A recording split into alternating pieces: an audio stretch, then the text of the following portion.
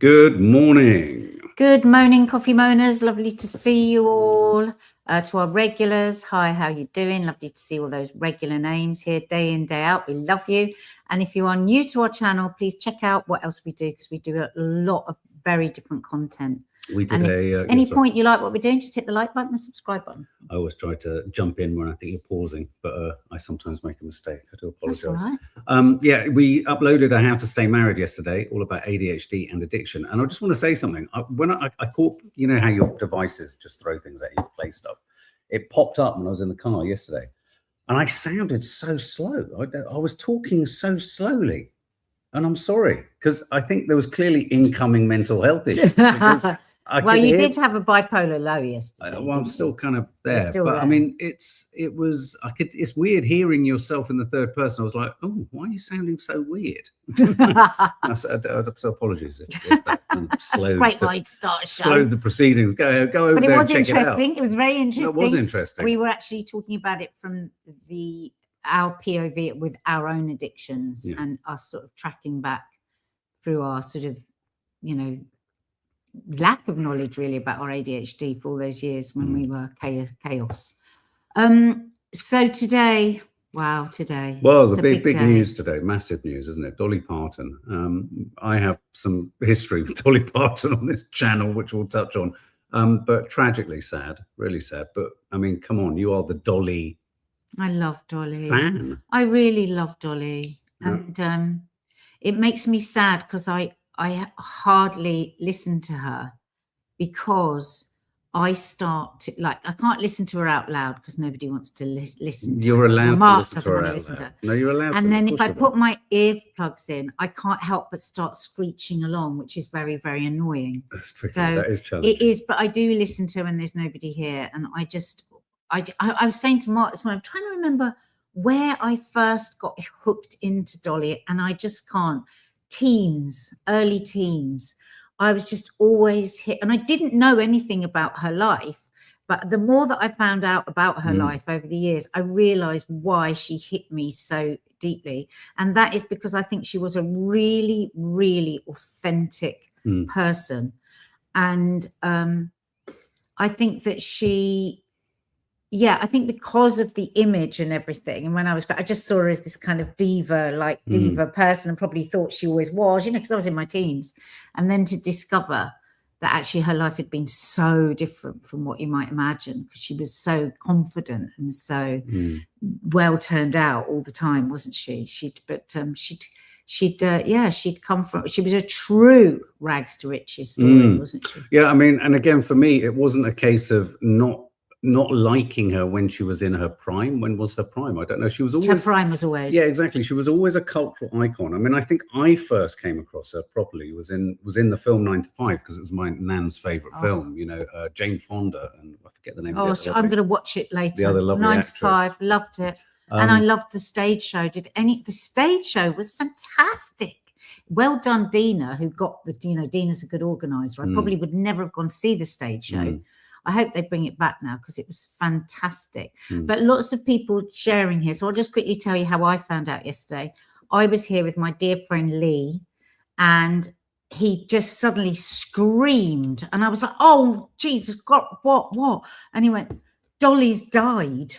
And we were like, and then as quick as a flash, he went, that's 2 queens I've been with you when they've died, because I was with him when our actual queen died. That's amazing. Yeah, and then he gave me a few blasts. He sang a few, and it was just like, we just said how fantastic she was. Nice. It was really lovely to be with somebody else that loves the Dolly. Victoria Moore says, Dolly's passing has made me wish I was religious. She believes she's back in the arms of her creator. Yeah, she said it so convincingly, didn't she? That when she dies, she will be back there. No, I just want to finish that thought though. I mean, I didn't not like her because I didn't not like her. It just never intercepted my scene. And so when I came to her, and the infamous, as Dawn has just reminded us, the Dolly, I was coming at it from a place of she's super confident, she's odd, she's all flamboyant and wigs and she's wonderful because she's a woman with many different parts and many sort of contradictions. Yeah. And then I dug into her back then and realized, oh, hang on, she does an awful lot of philanthropy. She's incredibly kind. She's very unjudgy. She's obviously an icon for the LGBTQ plus. I'm just wondering, community. Do you think there are many straight men that listen to Dolly, though? I couldn't imagine there are any. I don't think there is. I don't think you're on your own with this, Mark. I No, think I it's don't. very female, very gay men. I felt a bit stressed about that, actually. I need to come out.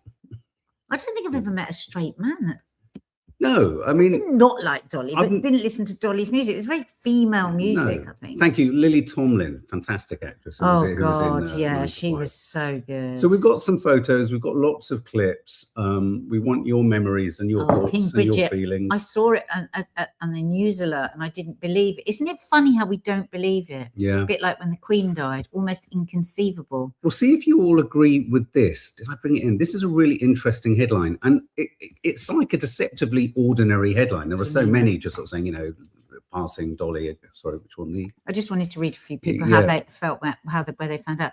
I'm grieving, genuinely grieving. I cried when I heard. I've cried again this morning. It's like losing a beloved family member. Janina, what was your like go-to song? What are you listening to this morning? I've got quite an unusual one because I really loved My Coat of Many Colours. Right, and that's not the one that people. My coat of many colours that my mama made for me. No, I think I quite like that one. I love that one. Can I say something? She reminds me a bit of you. Really? Yeah, no, facially. Whilst your comments are coming in, no, look at this. I like this headline. Dolly Parton was the last American everyone could love. Wow, interesting. Think about that, and then think about: are there any other Americans that managed to intersect every strata or part of American culture? I'm just running through all the famous people I know. If anyone thinks of anyone, because of course I went straight to Mamdani and I thought, "Oh, you mad? 50% of America hates him." No. I mean, I think, but I think in the world of kind of music and entertainment, when people say there are no good billionaires, I always say Dolly Parton, Claire Willison, proof you can do good with wealth if you care about people. I mean, I always say, what an honor, what a privilege to have so much money that you could help so many others. What a privilege. And she did that. I don't think she ever lost sight of the fact. She always used to say, didn't she? I remember there's a quote from Julia Roberts, and Julia Roberts said to her, "God, you know, aren't you just hot in the wig and everything? Just say if you're hot." And she said, this is everything I ever dreamed of.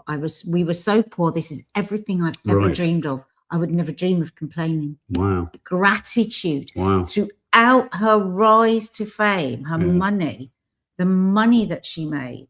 Should I tell them my story of when I was going to interview her? Well, just let me just read two comments and then absolutely. Elsa Pop, I've been so upset this morning, crying at the news. Her lyrics were beautiful. Tomorrow is the anniversary of my mum's death.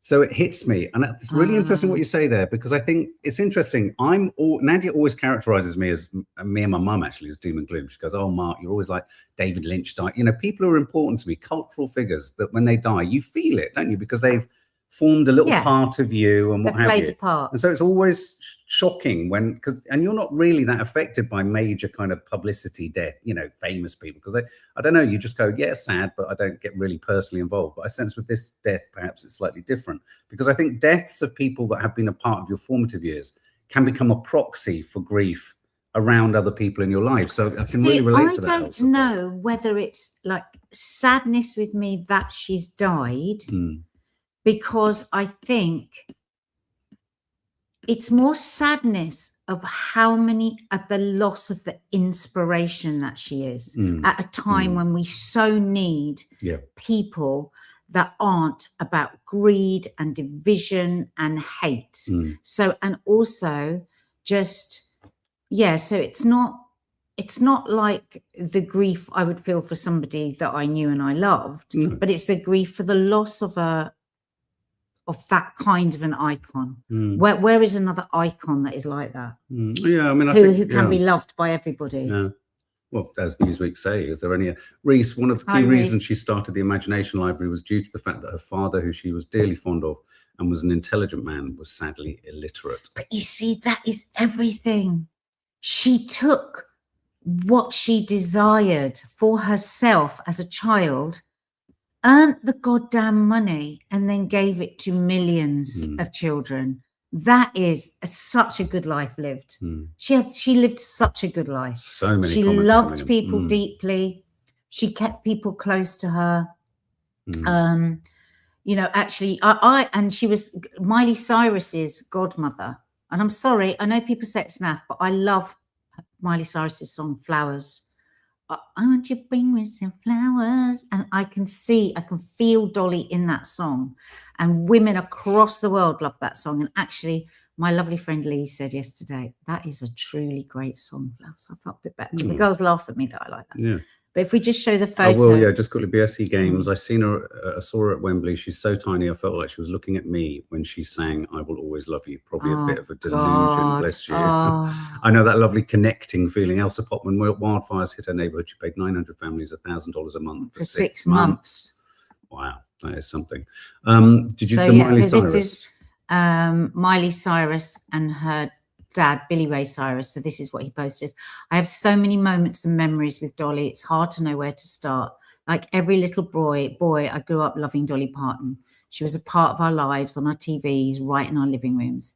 In 1992, I'll never forget walking into her dressing room to apologize for all the tabloid stories which claimed I was having an affair with her. In true Dolly fashion, she just looked at me, winked and said, honey, this trash sells records.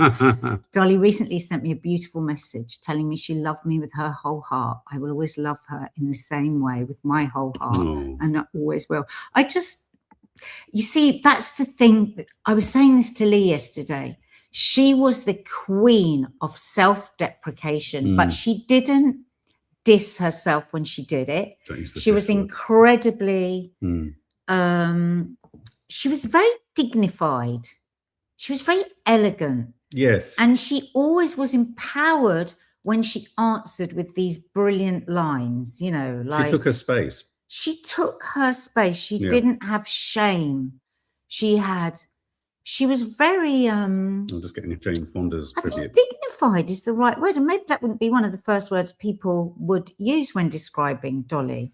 But she did have this incredible dignity. Yes. But no smugness, no sneering ever. Even when she was self-deprecating, she wasn't sneering at herself.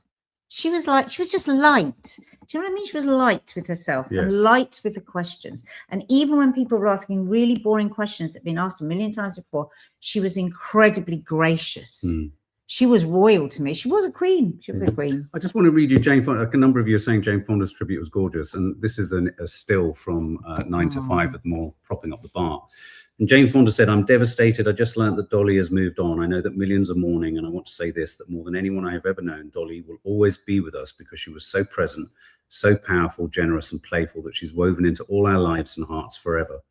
We have our memories of her, her songs, Dollywood, 9 to 5, the millions of books she got into the hands of children, all the iconic images that bring her to us. And they're all blessings. Let's be grateful for all that she has left us to ease our sadness now. I never knew anyone like her.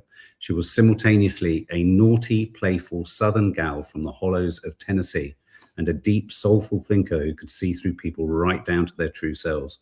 She was many things: lyricist, songstress, player of many instruments, writer, prankster, visionary, loyal friend who'd never go to bed before she and her friends had laughed so hard they'd have to cross their legs. She had a survivor's instinct and seemed to always know just what to do, just what to say to make things right. And then she'd stick her butt out the car window and moon Kenny Rogers home. She was the voluptuous embodiment of empathy. That's something of hers she'd want us all to take with us. To her gay and trans fans, I want you to know that she loved you. You know that without me telling you that. She loved all her fans and they are legion. And you know she doesn't want you all to mourn now. Dress up and celebrate her spirit. But first, watch the final episode of Grace and Frankie, where she's an angel, the head honcho working class angel in heaven. R.I.P. beautiful woman. We love you. I mean, imagine the privilege of having Dolly Parton as your friend. Wow. That is beautifully vivid and enables us all to capture a girls' night in with Dolly Parton. Yeah, absolutely. Do you know what I mean? Absolutely. That is sensational. Yeah, thank you for alerting us to that. And actually, I've heard Jane Fonda before say extraordinary things about Dolly. She deeply, deeply loved Dolly. Shall we talk? Shall we see a few clips from her? I am. I'm loving what you're saying. Tell your story about what. Listening. I am listening to you, sweetie. Yeah. No, I'm not. I'm also steering us through. About Dolly. I know you are, darling. I'm not dissing the Dolly. I'm trying to make sure we tribute her in a beautiful way. Everyone else is listening to you. Everyone else is. I know, but I'm trying to help you understand Dolly. Okay, go on then. Somebody just said they're humble. Yes. And not humble grumble. Pretend humble. I hate pretend humble. Did you ever meet her, says Zoe? Right. So, one day I got a call from That's why I'm looking over there. Right. And they said, we know how much you love the Dolly. I was like, no, don't tell me. Yeah. Would you like to interview her? Well, I was so over the moon. Why have we gone so quiet? Because it's like, I just almost feel like I shouldn't say it. But it was something that Hannah spoke to me. Hannah is my friend who died of breast cancer a very short time ago, really. It feels like yesterday, really. And it was a big results day for Hannah. So I turned down doing the Dolly interview because I really did want to go more with Hannah than I wanted to go with Dolly. But the problem was, when they'd said to me that I was going to interview Dolly, she knew how much I loved Dolly. I told her, I said, I'm going to interview Dolly. You won't believe it, I'm going to interview Dolly. So then, and she knew when it was and da-da-da. And then the results day came in for her. And so I cancelled the Dolly because I wanted to go with her to the results. And she, right up until she was in the hospice, she said to me, Nadia, you didn't do the Dolly interview to come with. But I wouldn't have wanted to do it. Do you know what I mean? I wanted to go to the results day, but yeah, I used to go, yeah, that's kind of friend out. So you dissed the Dolly? I turned down the Dolly. Well, I mean, it wasn't me. It was going to be with another loose woman. No, I get it. But it would have been lovely because I used to actually swerve extra interviews because it was off the show, you know, with celebrities, because I'm not really into celebrities. You know, there's not many that will actually talk normally. So I've never been like starstruck. I only get starstruck by the ones that talk really like truthfully. So I really wanted to, and she's one of those. Yeah, she knew how to do an interview, that woman. She really did, because she would give you something. She would give every interviewer something, but she always kept herself safe. That's what I felt about her. Yes. You know? People are being quite literal here. BSC Games, couldn't you have done both? No, because it was the same day at the same time. Yeah, no, there you go. That's so kind. And, you know, it wasn't working around my schedule. It was working around Dolly's schedule. And I think Dolly Parton would have even more respect for you, knowing that you'd done that for a friend. Well, she didn't know. She didn't know. She doesn't know who you are. She didn't even know I was doing I the get interview. that. They wouldn't have even told her. Yeah. You know, she would have come on to do her interview, and she would have gone, oh, who's this? So there was no diss in the Dolly, no nothing like that. It's just like. Well, we've got a few clips here which I want to show you. I was that close. That close, man. Does anyone remember there was a period of time where she was simply reduced down to, and it was partly because of her extraordinary bosoms. I always remember as a young boy thinking Dolly Parton's the one with the big boobs. What did you as a young boy? Is that what you always I just thought she's the one with big boobs, and they were always up front and center. I mean, you could barely not notice them, you know. So this interview that I'm about to show you now, she was always so open about her surgery, wasn't she? Yeah, plopped up, and it kind of reminded me of when I saw it originally when I was accused of dissing the Dolly, and I thought, yeah, this makes sense. Listen to this. You have to look like this. You're very beautiful. You don't have to wear the blonde wigs. You don't have to wear the extreme clothes, right? No, it's certainly a choice. I don't like to be like everybody else. I've often made this statement that I would never stoop so low as to be fashionable. That's the easiest thing in the world to do. So I just decided that I would do something that would at least get the attention. Once they got past the shock of the ridiculous way I looked and all that, then they would see there was a part of me to be appreciated. I'm very real where it counts, and that's inside, and as far as my outlook on life and the way I care about people and the way I care about myself and the things that I care about. But I just chose to do this, and show business is a money-making joke, and I've just always liked telling jokes. But do you ever feel that you're a joke, that people make fun of you? Oh, I know they make fun of me.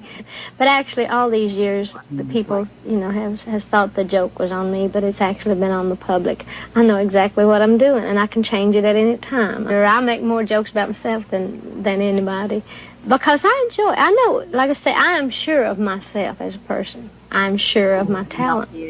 And to me, and I'm sure of my love and for life and that sort of thing. I'm very content. I like the kind of person that I am. So I can afford to piddle around and diddle around with makeups and clothes and stuff because I am secure with myself.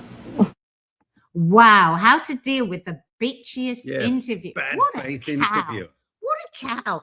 But I love that, Mark, that interview, because I think that just encapsulated everything that I said about her, which is dignified, confident, can deal with a slap in the face with a really smart, and she wasn't defensive. No, she never got defensive. She killed with ever more positivity. It was just one. Well, on that, going back to the strength of the woman, this is, I mean, you knew this part of the story. I didn't know this. I found this morning and I was like, bloody hell. She was a proper stoic businesswoman. I Will Always Love You. And Elvis Presley was going to record it. And suddenly you said, whoa, no. Tell me about that. Well, actually, Elvis loved the song. That was when he and Priscilla were having their problems. Elvis was ready to record it. I'd told my friends and people that he was recording it, and they were in town to do the recording. They had invited me down to the session, and Colonel Tom Parker calls me the day before and says, now you do know that Elvis is recording your song, and you do know that Elvis don't record anything that he don't publish, or at least get half the publishing on. I said, really? Which is to say he would have the rights. He would have the rights, at least half of the rights to the publishing of the song. I said, I can't do that. This song's already been a hit with me, and this is in my publishing company, and obviously this is going to be one of my most important copyrights, and I can't give you half the publishing. Good for you. Of course, that's stuff that I'm leaving for my family. And he said, well, then we can't record the song, and I was just heartbroken. I said, well, I'm really sorry, but I can't do that. But so Dolly I Parton, didn't. That took guts.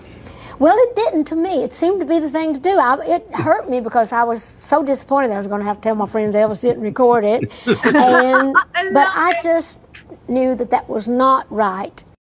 I just knew that. I've got goosebumps. Look. See what I mean? Damn fine woman. The goosebumps. Everyone should be inspired by Dolly. I've got I've got Dolly bumps. Fuck the Bieber bumps. I just got Dolly bumps. Yeah, I'm sorry, I can't do that. I was kind of upset because all my friends were coming to see it. Not Elvis wasn't going to sing it, but everyone was really excited. Her friends were all really excited to come and see it. And you see how authentic she is, Lee. Hang on, Lee's you've just missed staring. the beginning. What about when Kiki's friend came down and I said, "Did you know Dolly Parton has died?" And he said, "Yes." I said, "How did you find out?" "We heard you scream." I was just saying, Lee, how you said, "Oh, that's two queens we've been together for the announcement of their deaths." That's so funny. But that encapsulates again really everything that I say about her. I think that she was just, she was just everything that a woman. You know, I bang on about this a lot. We always want to divide women up into these parts. Oh, I thought you were this. Oh, I thought you were nice. Oh, I thought you didn't do it. Oh, I didn't realize you were a hard-nosed businesswoman. Oh, she took it all and she held it all. When you think she had 12 brothers and sisters. Some great they were in one cabin. She says she was barefoot, poor, no shoes. Like she said, her dad was really intelligent, but he didn't have the chance to learn to read. I can't remember what the story is about when she first started walking in town with her wig. Right. And that attention that she got. Oh, I'll have to find that. Maybe we can say that tomorrow. These are some great images from her life. Yeah. Wow, look at this. This moves through her. So this is the guy that she was working with. She'd been with him 9 years. Can anyone remember his name? She'd been working with him for 9 years and was already successful, and she wanted to leave and branch out, and everyone was saying, you can't do it. And she said he had a hot temper. Yeah. And he didn't want to let her go. And then she wrote, "I Will Always Love You." That's right. And she sang it to him, and he was in tears. And I think he was quite a hard nut. He was in tears, and he said, okay, I'm going to let you go, but you've got to let me. That's the greatest song I've ever heard. I'm going to let you go, but let me produce this song. I can't remember which clip I've got here. Let me just see which this is. I'm not really afraid of them. I mean, of course, I'm like everybody else. I just work real hard. I've been as poor as anybody could be, so I had everything to gain and nothing to lose. So I just kind of work without fear because it's fun for me. It's like if I fail, it's no big deal. If something don't work out, I'm not afraid of failure because to me, I never feel like a loser. You know, even when I've lost, I still, you know, feel like I'm winning because I'm earning some sort of experience and something that I can use somewhere else. Do you see what I mean? Gratitude. Gratitude. Gratitude. I realise how much I have been inspired by Dolly. Reese. These are all the things that I want to be better at. These are all the things that I aspire to the way that she is, you know. Wow, Eminem, Reese, you've just sent a message, which was something Eminem, the singer-rapper, has posted, saying, I'm sorry we never got a chance to meet, but getting this note from Dolly really had an impact on me. She definitely didn't have to take the time to do it. Even for a kid who mostly listened to rap music, she was an icon, a superstar in every sense. Rest easy, Dolly, and thank you for the kind words. And Dolly Parton had written to Marshall, Eminem, congratulations on your induction into the Rock and Roll Hall of Fame. Your performance was amazing and everybody said so. Even though I don't know a lot about rap music, I've come to know that you're the very best at it. Aside from that, I hope what I have to say will not seem weird or strange to you, but I've always felt some unexplained connection to you, like I know you somehow. I had hoped to meet you at the show, but you know how nuts those things are. Personally, I hate them and I missed any chance, but maybe someday we'll meet. In the meantime, keep doing what you're doing because you do it so well. And no matter how complex your world may be, just know you are very special and touch people in ways you don't even know. With love and respect, Dolly Parton. Wow. Class. Wow. That's the last word I needed to do. Class. Classy. Class. Classy, classy, Yes. classy. Yes. That is so fucking classy. And that bitch interviewer there, I know. I'm never going to she forgive or forget. She made mincemeat Sat of there her. smugging at her. She's smearing her, and she was just class personified. And let's not forget, we haven't spoken enough about how exquisitely beautiful she was. Well, on that, let's move through some more photos from her live, shall we? Because we've got her, this Johnny Carson show. That's her with John Belushi, the comedian. She was just friends with such a wide variety of people, wasn't she? So with Cher. Yeah. That's her singing on stage. Playboy Bunny. That's her with a CB radio around the time she worked with Burt. Do you remember, I love this quote. She said, when they thought she was having an affair with Burt Reynolds, she apparently said, me and Burt, are you joking? And apparently they had a bit of a thing, but she said, me and Burt, are you joking? We both wear wigs and we both have an extra tie around our middle. And apparently he didn't talk to her for months. He was so insulted. Oh, what? I know. It just shows the fragility of male ego. She, you could have said anything about Dolly. She wasn't. Who does that remind you of? That's you walking through a door. 9 to 5. That's how I remember. That's how I first came across her. And I remember thinking, I remember really liking her in this film. I'm going to watch this again. Doesn't she look great? And then her with Kenny Rogers. Thank you, Zoe. Thank you, darling. So with Oprah, Dollywood. Lots of wonderful images from her life. That's her with Miley. Yeah. She played Glastonbury, didn't she? I think just a couple of years ago. Yeah. Wasn't she a headliner a couple of years ago?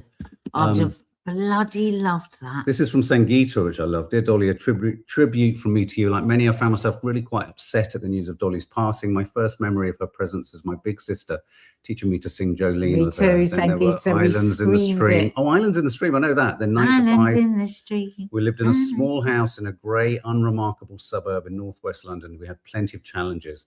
Somehow, singing Dolly Parton songs transported us to another world, vividly drawn in her lyrics, far away. That world was pretty, sparkling and eternal. It was unendingly generous in its playful storytelling of mountains, hardship, love affairs, and the triumph of ordinary women against all the odds. She showed us how to use self-deprecating humor, what you just said, as a shield, and when necessary, a means with which to disarm the cynics, which we've seen in a great example of that. She valued hard work, celebrated diversity, and mocked snobbery. Well, me and Sangeeta are like on the same page with this, Sangeeta. I wish I'd had the opportunity to share with her the sheer joy she gave us in difficult times. Anyway, go to Sangeeta to read the rest of that. But it's a beautiful tribute, beautiful tribute to her. And this image is the one I popped on the Popcorn Junkies. She's absolutely, look at that. Exquisite. How beautiful. Exquisite, a bone structure, everything. No, that's the image of her I always think of. We haven't even said about her incredible voice. No. I mean, the lyrics, I mean, Lee and I were watching some of her yesterday on the telly, and, you know, it's that effortlessness, you know, just that, like, not a single thing moves, and yet this voice and that yodeling, that that country yodeling, it's her that's made me always very fond of. I've never got deep into country music, but I always have such a fondness for it, and that's why I think I had an obsession with cowboy boots for most of my life. You do like to do-si-do. What's the thing you always do? You go, Come woo, on. yeehaw. Country dancing. Do your yeehaw? No, I don't want to. Concerned about humanity and civilization. And I just don't get it. Why grown people are allowing so many things to happen that don't have to be happening if we would just try a little harder instead of just grouping up in little pockets here and there and just, you know, like my mouth's bigger than your mouth, my bomb's bigger than your bomb, my daddy's bigger than your daddy kind of attitude. I just am the kind of person, I feel for everybody. I feel for myself as well. I want to stay around. I want to have a world to live in. I feel like that comes from your sort of spirituality, your faith. I've heard you talk about that before. I just really feel like we could be more caring, more giving, more decent. For sure.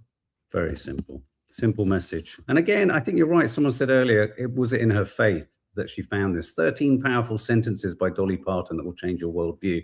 You'll never do a whole lot unless you're brave enough to try. Don't get so busy making a living that you forget to make a life. That's what we say so much about the world now. We say that, don't we? We say, we're all working so hard to live a life we can't afford to live. Yeah, it's a cost of living crisis and a no time for living crisis. Find out who you are and do it on purpose. I love that.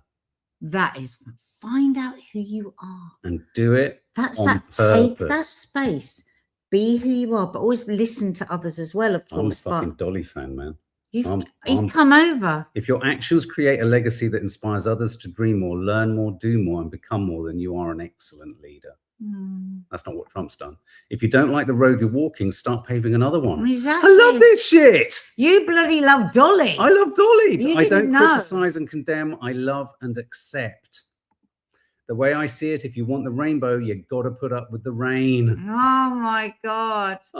I might dot these around the house. Oh, my God. Being a star just means that you just find your own special place and that you shine where you are. You know, when you see all these awful memes that people put up in their house, you know, just like live life, love, or whatever it is, you know, that meaningless. How wonderful that she was like, she a started living embodiment. it. Look at this one. Storms make trees take deeper roots.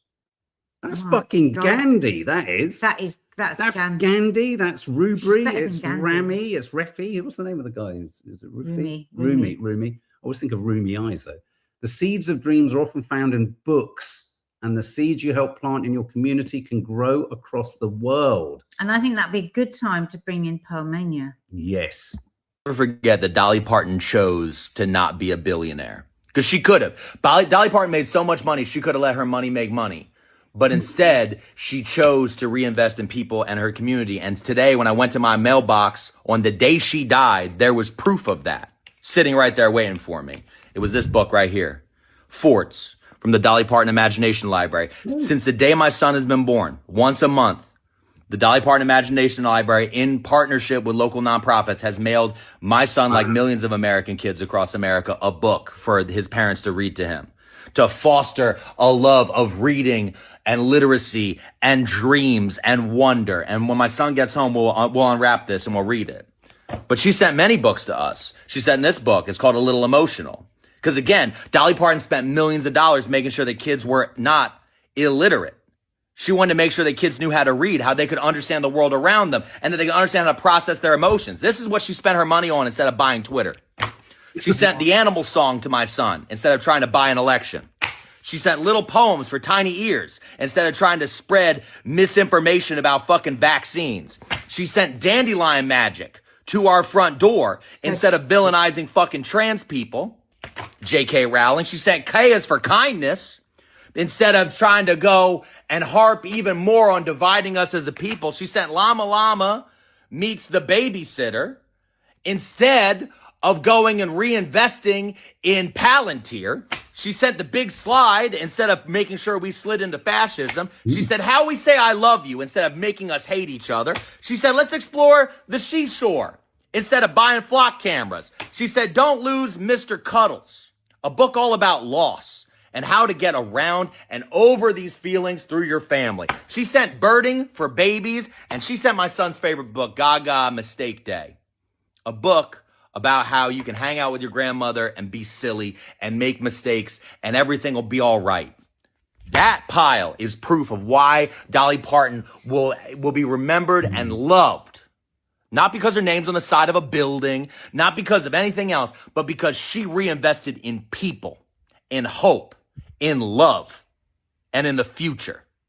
I would like Jeff Bezos and all the other ones to remember that as they're looking down at us from their fucking rockets, because that's the closest those fuckers will get to heaven, because only angels like Dolly deserve to be up there. Beautiful. What a beautiful. They should play that at a funeral. What do you think of that, guys? Isn't it? How he intersected every monstrous He's so thing smart. He's so articulate, isn't he? We show him many times on here for his politics, but the way that he wove that in and out, yeah, what a tribute. What a tribute. What a queen. What a queen. God almighty. And that one's got music on, so you can't. No, I'm not playing it. Yeah, but I love this. This is Lucy Clare illustration. I don't follow her, guys. She's very, very quick on when news comes out. She does these beautiful draw illustrations. I love that. That's beautiful. That's beautiful. It really is, isn't it? Really is. She just gets it. She gets it. And the energy. There's more. She's done about 3 or 4 drawings. So yeah, check her out. Another one, the seeds of no, that was the one that led to. If you see someone without a smile, give them one of yours. Oh my God. We cannot direct the wind. We can just adjust the sails. What's all that about then, isn't it? There's a lot of this is like rooted in AA speak. Very much so. But that's religion. What was that last one? The last one is much more religious. I thank God for my failures, maybe not at the time, but after some reflection. You know, it's that thing where faith isn't about leaning into difference and my faith is better than your faith, or my faith is exactly. It's supposed to be humble and personal. Whatever. I'm a huge believer in the spirituality, having faith. I see so many people who have a empathetic and generous faith seem so much happier because there's some other focus. It's not about delusion. It's not about occupation. It's not about pushing others out. It's not about prejudice. It's about something that works for you. And you know, my problem with all faith and religion is when you feel the need to spread it. Take bits of everyone else's faith for yourself. Have your own faith. Why do we all have to be organized? and if you don't have a faith, you know, like Christian, not Christian, I mean, I would say that my faith that I try and keep strong is faith in humanity. And the tests of that, which are constant, aren't they, in this world for all of us, is where you regenerate and you find your strength. So for something that I hear that is really bad, or somebody has, or the world is showing you something, you try and look somewhere else for something to re-energize what you know is good. That's why, however many times Mark says to me it's not true, I always say there are more good people than bad. I truly believe that there are. And I believe that if you have faith in that, you can have a better life. Yes. If you fold under to what the powers that be want us to believe, which is, don't trust anyone. There's no good neighbors. There's no good community. There's no good in anything. There's no good in looking at being with somebody that's poorer than you, has got less than you, is not as smart as you. All of those beliefs are wicked and evil, I think, and they are pumped out to try and control us all. So my faith, if somebody says now to me, do you have a faith? I think I would say, yeah, I do. And my faith is in humanity. Yeah, I can't get on board with that one in the same way. But that doesn't mean I don't have my faith. And I think that's what's really important. What I'm saying is it's okay to cherry pick the bits of faiths that help you know, heal you or allow you to get up and move through life. Zoe just wants to stress. Yeah, Zoe, just please watch the interview I sent now. It's about getting older. I think I saw the same clip and thought I'd clipped it. I do apologize. Loved her attitude about age. We could all take something from it. Yes, I did see that this morning. will. And in a minute, if you don't mind, I'll try and find it. Yeah. Can you read Helen's out? Helen's, I'm a humanist. Think for yourself and act for everyone. I love that. So I find that there's something spiritual in that. And act for everyone. I find that spiritual. Is a humanist something like an organized spiritual group? I don't know. Or is it something that you just self-identify as? Yeah, would you, if you're describing yourself as a humanist, would you say you're not, I don't mean not spiritual. See, I see that as incredibly spiritual in my understanding of it. You know what another faith that draws me sometimes, and I don't know enough about it, is Quaker, the Quakers. Yes. The Quakers seem to have an amazing attitude to community. Well, I found the Testament of Anne Lee, which was it was not Quakers, it was Shakers, I think, and I found it all a bit strange. Yeah, I don't know much about it. Also, did you read she wanted to be laid to rest on a bed of soft cotton because years of wearing all those rhinestones took their toll? I did see that. Oh God, I love that. Incredibly poetic. So humorous. Reese, and that's how I frame spirituality. You take the good parts of various teachings and incorporate them into your own standard of living and human decency without bashing people over the head. That's the bit that gets me, bashing people over the head all the time. Dolly Parton made over $10 million in royalties from Whitney Houston's version of I Will Always Love You, and used the money to invest in a black neighborhood in Nashville. This is the house that Whitney built, she said. Now both Dolly and Whitney are gone. Rest in peace to two legends. Look at that, goosebumps. To hand that over to her sister as well. This is the house that Whitney built. Yeah. God. And when you think, let's go back to the interview about Elvis. I'm not just handing you over. And yet the 10 million, it's my 10 million. It's my 10 million to do. What are you going to do with it? Suddenly, it really put me off Elvis there because I thought, well, Elvis's boss. No, I know, but there he was. I'm only rocking up if I can have half of everything you've got. That was the standard. He was the biggest star. He was the superstar. You know what it's like. Superstars have, you know, they can get tied up in knots with it's the ego, isn't it? But often it's the ego of managers as well. Yeah, absolutely. I mean, so many. In fact, you're right. So many very nice creatives don't even know how their managers represent them. It's quite frightening. Okay, well, we are tragically going to move on from that. Oh, but wow. Dolly, we love you. Don't ever diss the Dolly. Just a few of you. What's your favourite Dolly song? What's a Dolly song? Because you're not a Dolly lover, but what's the most present Dolly song? What was the one I used for? I do like 9 to 5. I find it a little bit irritating, but I can see why it's such a success. But there was one that I used. What was it? Let me just find Islands. I'll just very quickly. Oh, here we go. Helen, Nadia, it's not a spiritual thing. As a humanist. Here you come again. Oh, you come again. Yeah, I love that. As a humanist, I don't believe in any God. This is the only life we have. And it takes humans to help humans. I'm a humanist. So you would actively say, Helen, it's not a spiritual thing. You see, here's an interesting one. What is the definition of a spiritual thing? I think that's totally different to different people. But you see, for me, a humanist example of humanism at work in the way that you describe it is an AA meeting. It's a coming together of people to help each other and be there for each other, to support. And I find that my higher power, there's a spiritualism or spirituality that comes from that gathering. It's not about what's said. It's not about prayers. It's not about religious speech. It's the coming togetherness that I think is incredibly spiritual. Yeah. Takes Lots you out of people. Your sorry, just go back down again. Just people saying this one. Lots of you saying 9 to 5. And Jolene, of course. I mean, how many of us, like of my age, did not scream out Jolene? I've probably sung Jolene 1,000 times, and I've probably not got the lyrics right once. Yellow Roses, I don't know that one. I'm going to pop up lots of your comments here. Islands in the Stream, that's the one I chose. Islands in the Stream. Always loved Jolene. Yeah, Jolene is the Coat of Many Colours as well. It's not listened to enough. Coat of Many Colours. It's really, her voice in it is just wow. Trudels in Anatolia. I can't choose but prefer the witty songs.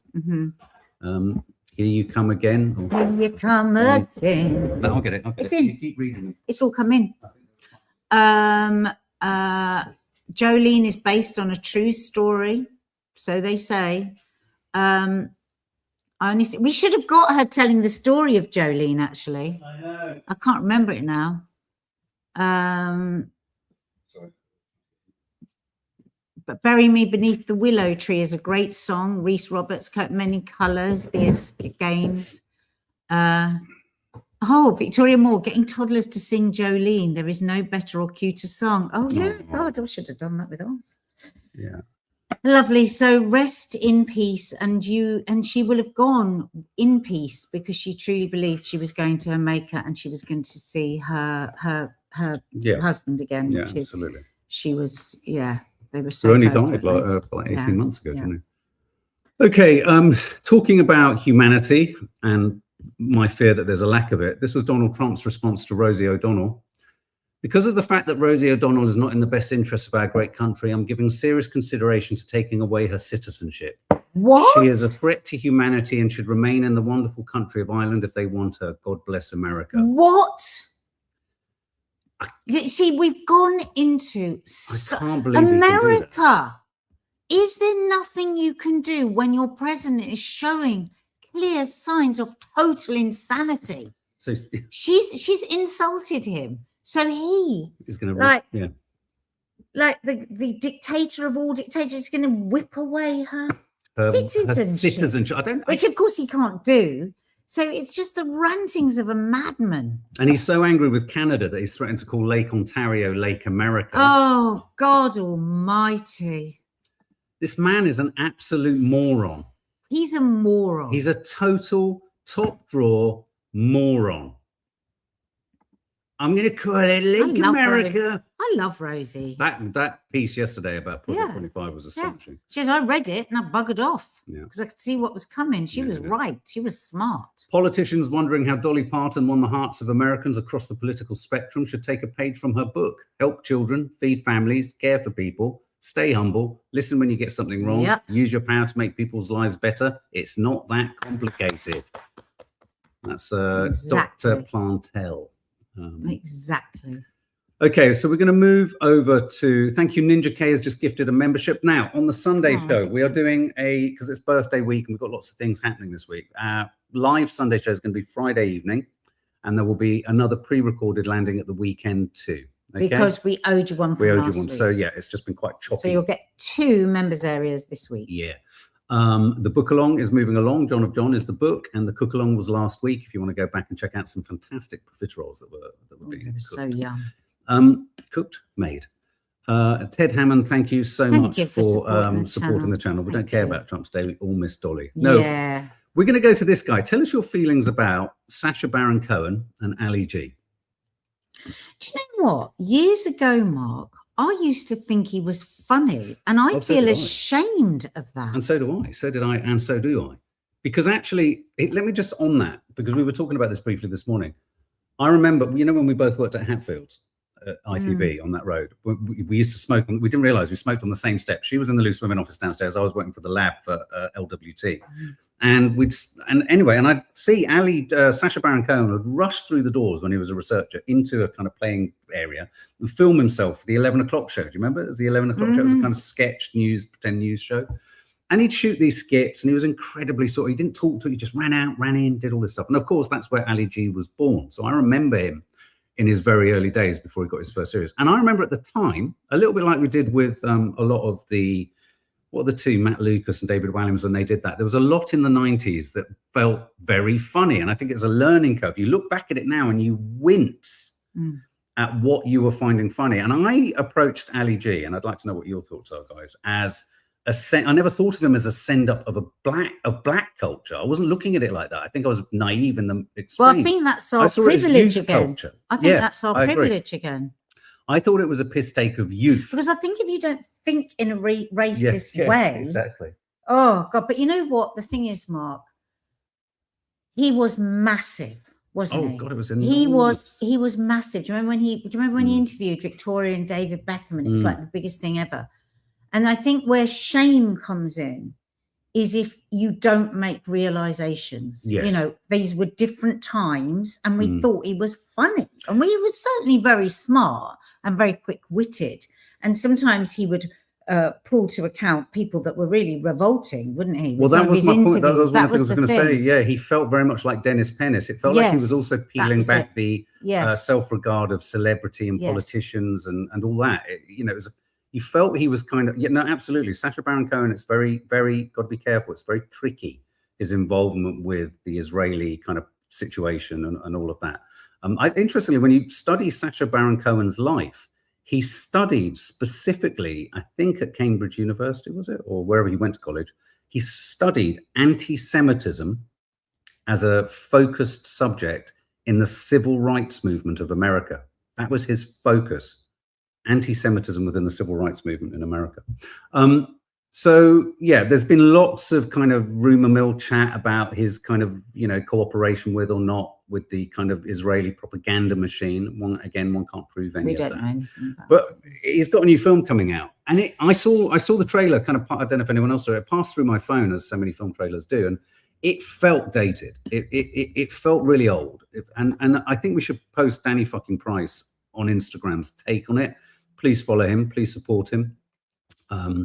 Incredibly strongly outspoken, what would you call him? Sort of activist, essentially. He posted this, just a heads up. If you're a 54-year-old man still taking the piss out of black and brown people to make money, then you're really a piece of shit. This week, Sony Pictures and Sacha Baron Cohen dropped the trailer for the new Ali G movie. No, I won't be posting any clips of it here because, yes, it looks like shit. But how tone deaf can you be? Yeah. How is that really appropriate?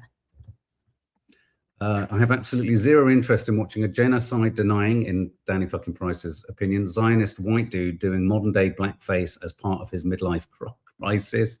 Sacha Baron Cohen has been mocking brown people for decades. And when you start to unpack it, you start to think, oh, my God. I know. But you know 100% that if anyone else put on a yarmulke and started rinsing Israelis, they'd almost certainly be given the Anti-Semite of the Year award. Yeah.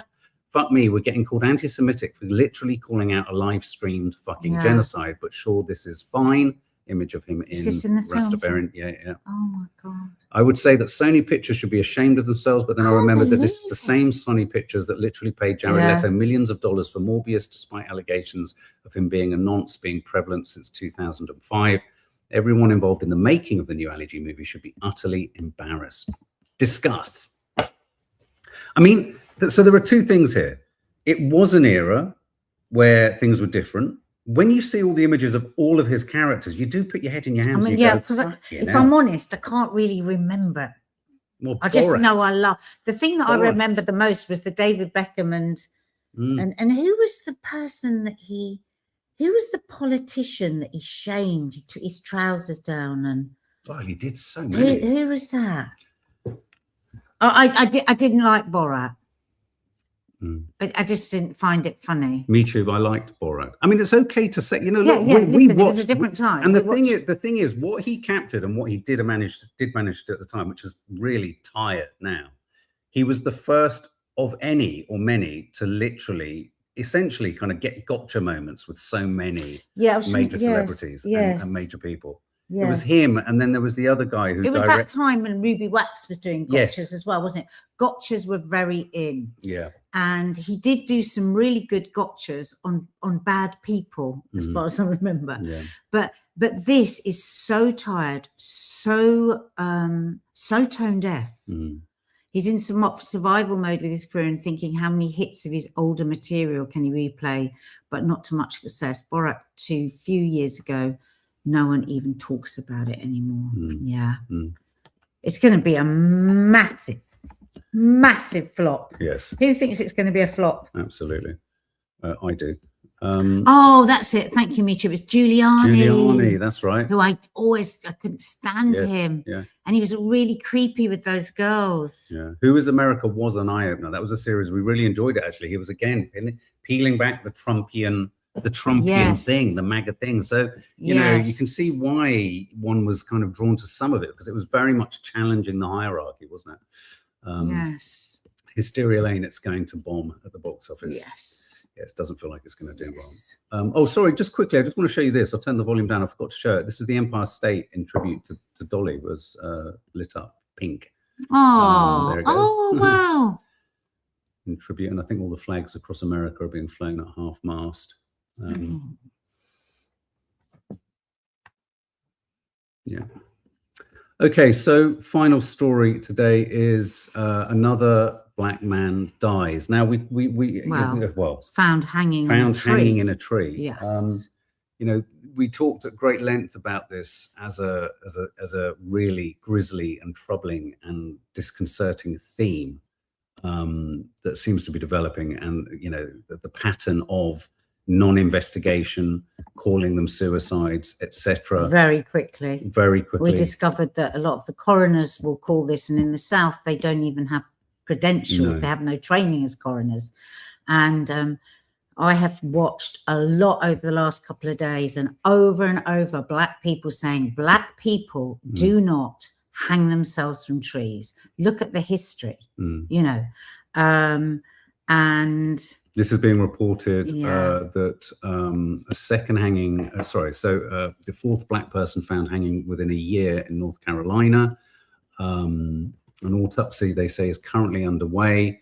Demetrius Fleming was found in North Carolina, following 3 others that were all ruled suicides. It's the second hanging in August of a black man. First was a 32-year-old man near a tree in Nash Square, downtown Raleigh. It was ruled a suicide. It's just tragic. And his name is, because it's so easy for these to become numbers. Fleming. Yeah, Demetrius 32. Fleming.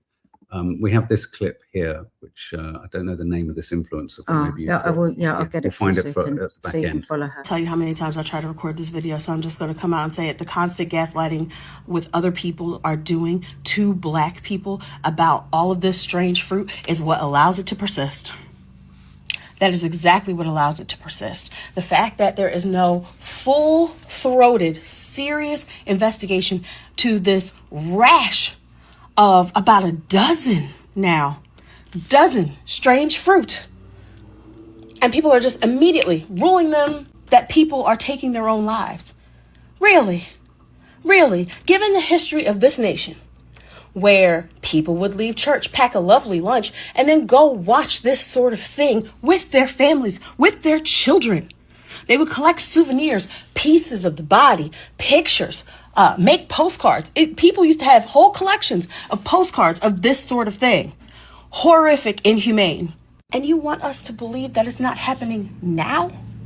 You want us to think that it's not happening right now, in this time, in this season, where these types of hate crimes are allowed to persist, in fact, are encouraged? You want us to think that every single one of these incidents were because people were taking their own lives, given the history of this nation. It is the gaslighting that lets it persist. If you call yourself an accomplice to our community, you will speak up about this now. You will talk about this. You will make it loud, and you will make it unbearable, because I am tired of seeing people in my community taken like this. Reese, it's the acceptable normalization of it that's the worst. Yeah. Everything's connected, right? You know, when we talk about the Palestinians and the acceptance of what is happening, you know, and this has been going on for the black community since as far back as we can all remember, right? And we have to keep our eyes peeled, and we have to stay awake, because white supremacy has never gone anywhere, but it's so emboldened. It's so emboldened. Now, obviously, we can't absolutely know that every one of these is a lynching, but there is something deeply, deeply suspicious and terrifying and brutal for friends and family of these people that are being found hung in trees, that there is not even any questions being asked. Or connections being So drawn. as that wonderful woman says there, I really liked her, you know, do talk about it. Do share posts when you see about it. Talk about it. Shirley, that's what you need to do. How do we fight this? You need to call it out. I do have to say as well, I have this, I don't know whether it's the parental issue for anyone or anything or subject or group, But we're in talking about it, and we must talk about it, and it must be, the connections must be questioned, the connections must be drawn. We must look at the, you know, as you do with any crime, you know, if you have a serial killer, what are the patterns? Where are the patterns of behavior? Where are the patterns of treatment? That must happen. But I do also have, me and Nadia mentioned this briefly earlier, there's also that real cause for concern around even talking about it, and how it feels so sinister that will almost mobilize or kind of energize those people for whom, you know, racism is their lives, and fear for, you know, creating fear amongst Black communities is what they like and what they want. You have to switch the light on. You have to switch. Yeah, the floodlights on. Yeah, so it's a tricky one, because I feel cautious, because you almost don't want to publicize the idea that this is unsettling anyone, because that's almost potentially, if these are lynchings, what those people doing them would want. You know, to create a sense of fear, a climate of fear. The Black community is asking everyone to talk about this and to promote this, and that's what they want, and that's what they need. And yes, I hear what you're saying, Mark, but I think also they are saying we need the safe, however fragile that additional safety may be, we need the lights on. Oh, Reese, look, and that's my chief concern. As with many, with a potential lingering reform government and having Trump admin as a blueprint, what things will they instigate towards us that will harm and maim us? That's right. That's right. And that, even if you are not engaged of the plight of, you know, the challenges of Black and brown people, know that it's not good for your society. Exactly. Even if you don't really particularly care, you know, what was they got to do with me? Think about your society, your community. This violence and horror is no good for anyone. She is called The Reclaimed. I really liked her. Yeah. Okay, well, we're going to wrap it there. I'm not going to touch on the follow her and share her posts. There you go, straight away. That's what she's asking us to do to help. So not going to touch on this, but it is a bit odd. CIA director travels to Moscow for secret talks. US instructs Ukraine to halt airstrikes on Russian capital as John Ratcliffe flew in on a military plane. No one knows why. No one knows what for. And no one knows what they're talking about, but it's very strange. American military plane flying into Russia for some kind of unspoken negotiation. So I'm sure that all will become okay. Thank you, Helen, who says, on a better note, Nadia's petition is now at, what is it? 87,008. Thanks for that, Helen. This is just, it's like Lee said to me yesterday, goes, that's a lot. Nadia, he goes, that's a lot of people. Yeah, it really is. I can't even imagine what 80,000, I mean, where would you see 80,000 people? So thank you so much for that, Helen. And guys, please hit the subscribe button. Even if you're watching this on catch up, if you could hit the like button, that helps us get these videos out more. Get engaged with this story, guys, about these people found hanging in trees, you know. It's escalating, and it's not good for the world. Also, guys, we are going to be doing a live show at the CURZON Clevedon on the 3rd of October. So please, I think the link is under here, or Mark will put it. So please get your tickets, because we really want to meet as many of you as we can. It'd be nice to have people there that we kind of know. So lots of love. Have a gorgeous day, and take care of yourselves. Bye, guys. Have a good day. Keep your